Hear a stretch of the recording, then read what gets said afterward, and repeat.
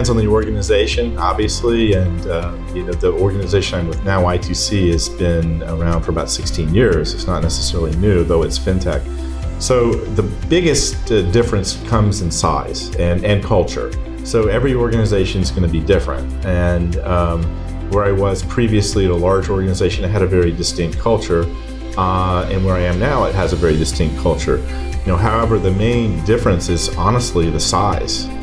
And that basically boils down to one's willingness to adapt to a smaller organization and be able to do almost everything from strategy to execution, rather than a larger organization where you may have a very defined and specific role with boundaries on those roles. Or that you've also, the other thing that you have to consider with the larger organizations, that you do have oftentimes the resources, whether it's people, agencies, whatever that may be. When you move to a smaller company, you do make your own bed and sleep in it too. And you actually are more responsible in many ways for the outcome. And you don't have the resources to do it. So it really comes down to focusing on what moves the needle furthest.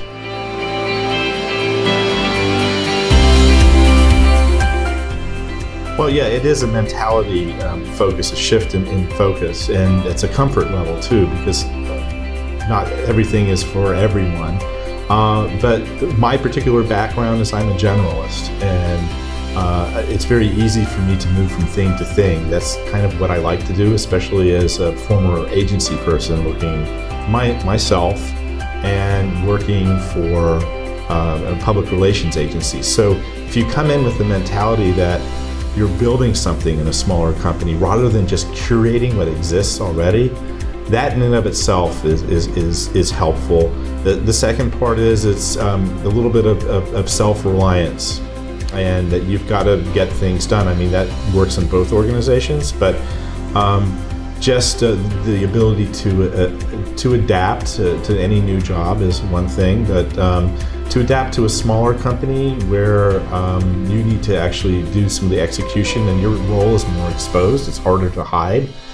That's really where it comes down to. And in the end, I think also you just need to rely on what you know how to do best and the experience that you can bring from the larger organizations that are more mature and the structure to some of the smaller, younger organizations that are really rapidly changing. That's the other thing to say, that the rapid pace of change is probably a lot more in a smaller organization.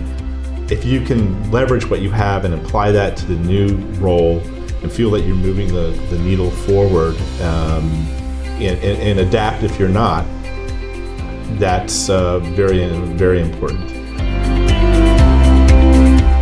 I think that if you're a good marketer, you can market just about anything. So clearly you start at the very top. It's like, who is your audience and what do they really care about, and what job are you trying to fulfill for them? And if you understand that, then the basics of everything fall into place. So the other aspect is, if you're in a larger company that was, for instance, consumer focused, if you go to a FinTech company that is B2B focused, it's very different. Okay, so how you write about things, how you talk about things, how you market things is very different. You may have to do a B2B to C play, which is a certain skill set. You're going to have to adjust to that and really understand the audiences very specifically, or maybe it's just a B2B play. But what it comes down to is there's some practices that most good marketers really should have, whether they're product marketing or even product management or communications. They should be able to leverage that and move forward.